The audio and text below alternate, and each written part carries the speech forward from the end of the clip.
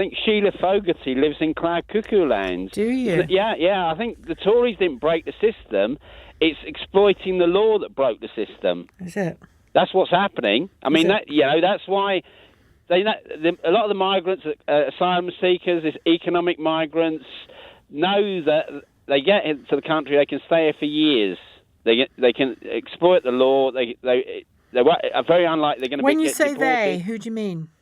Well, a lot of them, they know it. A lot. Do you have a number? With globalisation, with the internet, the information is out there. They know they can exploit that system. That's what's happening. All right. Nobody's suggesting that the system doesn't need sorting out, and nobody's suggesting that there shouldn't be limits on people who come to this country. That any country has the right to choose the limits of the people who come to the country and the manner in which they come and the rules around that.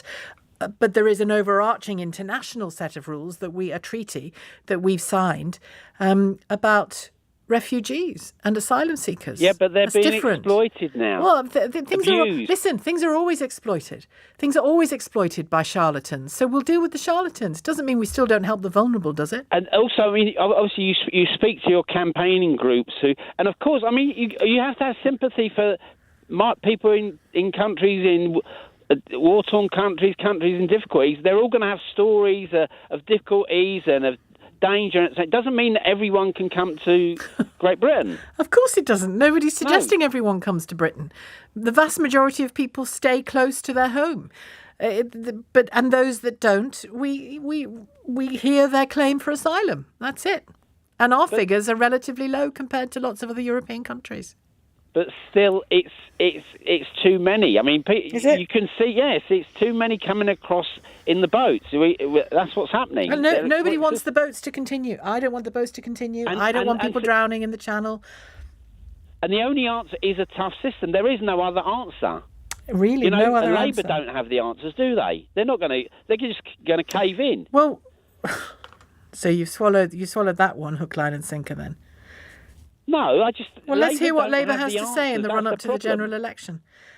Labour don't have the answers. They talk a lot of things about Tories have broken. The Tories didn't break the system. John, you say Labour don't have the answer. The Tories have been in power for 13 years. This is something like I've lost count of the attempts since David Cameron and beyond to fix the system, to reduce the numbers, to solve the problem of illegal immigration. It hasn't happened. Now, will that all be the government's fault? Probably not, because of the international pressures that are being exerted on every country. But they have been in power during that time. John, it is laughable to blame Labour for this. Yeah, but the thing is, the what's happening has moved on. And that the migration is dynamic, it's changing. So it's moved from going on the Channel Tunnel, the lorries to the boat. And if your response to circumstances changing is to get meaner and meaner and tougher, well, you're just telling me who you are, John. No, that's just the reality. It's not that people don't want Britain to be welcoming to different, but you've got hundreds of millions of people, like Braverman has said, there are hundreds. No, you don't. Hundreds of millions of people don't want to come to Britain. I heard the caller just before I came in saying, well, Labour's got no answer on this small boats thing. And I was sort of outside the studio going, Go on, what is it? Firstly, speed up processing. Fewer than 1% of arrivals on small boats have had their claims processed in the last year. That is a disgrace. Secondly, where claims are denied, repatriate people quickly. Those numbers are down 80% compared to when Labour was last in office.